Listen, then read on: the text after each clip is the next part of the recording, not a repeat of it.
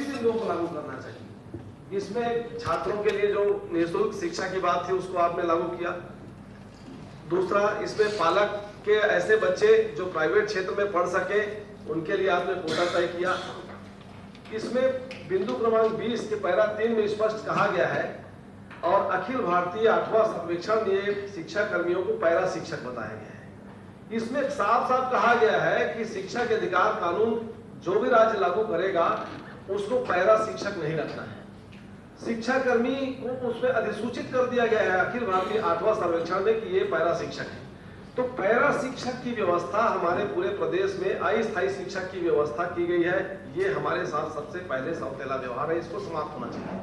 दूसरी बात मैं इसी में कहना चाहता हूं सर कि एक बड़ी बात कि आप शिक्षा विभाग में हम और आप लगातार एकता और समानता की बात करते हैं, सारे शिक्षक समान हो, पूरे भारत में एकता की व्यवस्था हो, लेकिन हमारा विभाग क्या कर रहा है, किस प्रकार की व्यवस्था दे रहा है, जानने की आवश्यकता है। हम देखते हैं सर कि हमारे साथ में एक शासकीय शिक्षक भी उसी स्कूल में काम करते हैं, उसी में 8 वर्ष से अधिक वाले हमारे साथी काम करते हैं, उसी में 8 वर्ष से कम वाले साथी काम करते हैं। ये वर्गीकरण, ये भेदभाव क्यों? हमारा कहना है कि इस प्रकार के भेदभाव को समाप्त करना चाहिए और एक काम के लिए एक प्रकार का वेतन। मेरा साफ साफ मानना है कि समान काम के लिए समान वेतन की व्यवस्था लागू की जानी चाहिए। इससे प्रदेश भर के शिक्षा कर्मी कोई दूसरा मांग नहीं करेंगे अगर आप समान काम के लिए समान व्यवस्था लागू कर देते हैं। इसके अलावा सर मेरा एक और निवेदन यह है कि समान काम समान वेतन आप लागू करते हैं, इसमें शासकीकरण और संविलियन में दिक्कत क्या है? आप हमेशा बोलते हैं कि पंचायत विभाग के हैं, नगरीय निकाय विभाग के हैं।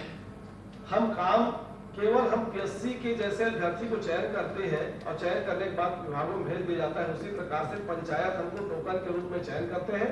उसके बाद सेवा आरंभ से लेकर सेवा समाप्ति तक हमको आपके अंदर काम करना है।